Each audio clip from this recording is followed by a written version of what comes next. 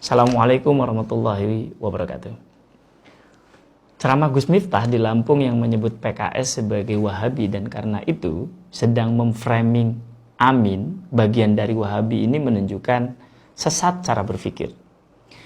Kita ikuti cara berpikir. Premis minornya adalah PKS dicitrakan sebagai partai beraliran Wahabi.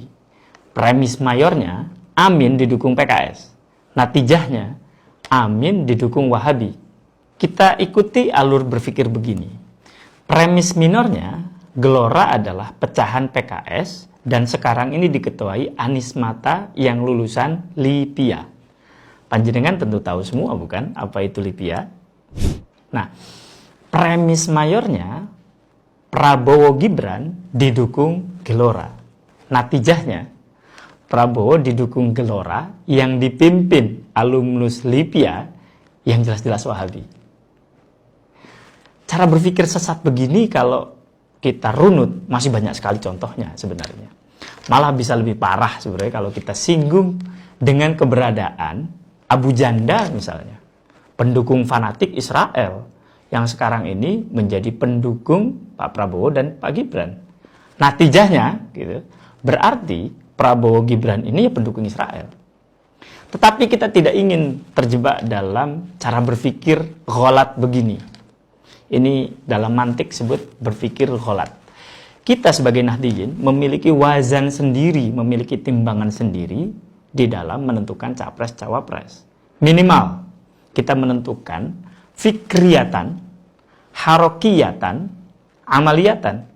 Kita uji tuh semua calon presiden dan wakil presiden dengan 3, secara pemikiran, secara pergerakan, dan secara amaliyah. Secara pemikiran, jelas sekali bahwa Pak Anies Baswedan dan Gus Imin sudah sangat khas Ahlus Sunnah wal Jamaah. Simak misalnya tulisan Pak Anies berjudul Meluruskan Jalan Menghadirkan Keadilan. Sangat asy'ariyah sekali, menggabungkan antara ikhtiar dengan doa. Sekarang saya ingin secara praktis. Silakan panjenengan semua cek ke akun YouTube NU seperti TV NU dan ketik di sana siapa capres-cawapres yang sekarang ini maju dan lebih sering tampil di TV NU dan memberikan substansi, bukan hanya berkunjung. Artinya, bila bicara substansi, berarti pemikirannya sudah sangat selaras dengan NU. Pak Anies sangat sering sekali tampil di TV NU. Gus Imin, nah kalau terkait Gus Imin saya kira sudah tidak perlu lagi dijelaskan keaswajaannya. Bahkan beliau itu sudah aswaja, sudah SNU sebelum lahir. Gitu. Kedua, secara pergerakan rekam jejak.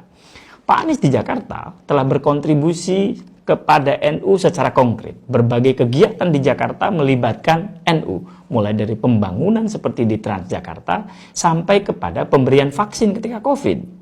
Bahkan Ketua PWNU Jakarta mengakui bahwa dalam sehari dia bisa bertemu Pak Anies sebanyak 3 kali dalam agenda-agenda NU.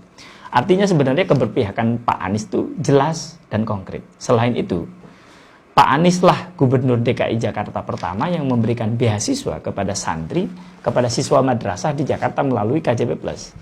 Juga memberikan bantuan operasional melalui bantuan operasional tempat ibadah, BOTI, kepada takmir-takmir masjid atau musola yang hampir semua dikelola Nahdiyin di Jakarta.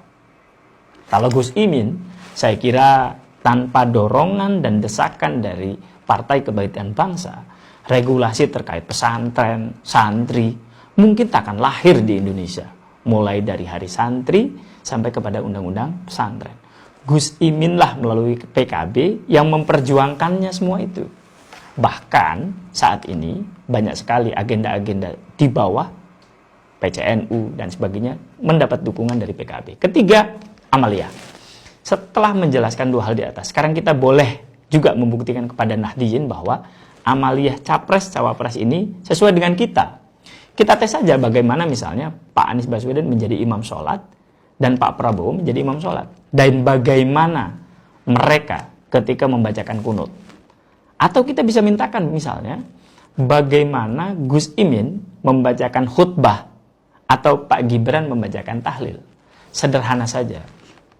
Bagaimana mungkin kita menyerahkan urusan-urusan Nahdliyin, urusan-urusan santri kepada calon pemimpin yang jelas-jelas tak memiliki kesamaan dengan kita sebagai Nahdliyin, sebagai santri, tidak memiliki rekam jejak.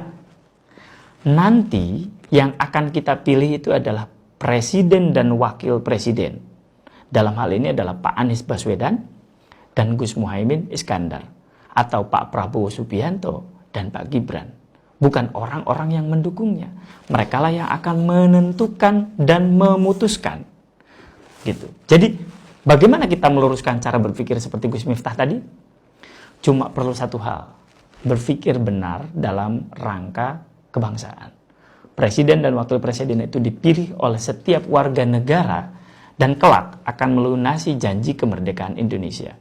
Konstitusi kita secara jelas menyatakan republik ini berjanji untuk melindungi segenap bangsa Indonesia dan seluruh tumpah darah Indonesia, memajukan kesejahteraan umum, mencerdaskan kehidupan bangsa, dan ikut melaksanakan ketertiban dunia. Dan itu saya kira ada di pihak Pak Anies Baswedan dan Gus Abdul Muhaimin Iskandar. Karena itu tak perlu ragu dan yakinlah Amin adalah pilihan terbaik santri dan Nahdliyin kita. Demikian. Wallahul muwafiq ila aqwamit thoriq. Assalamualaikum warahmatullahi wabarakatuh.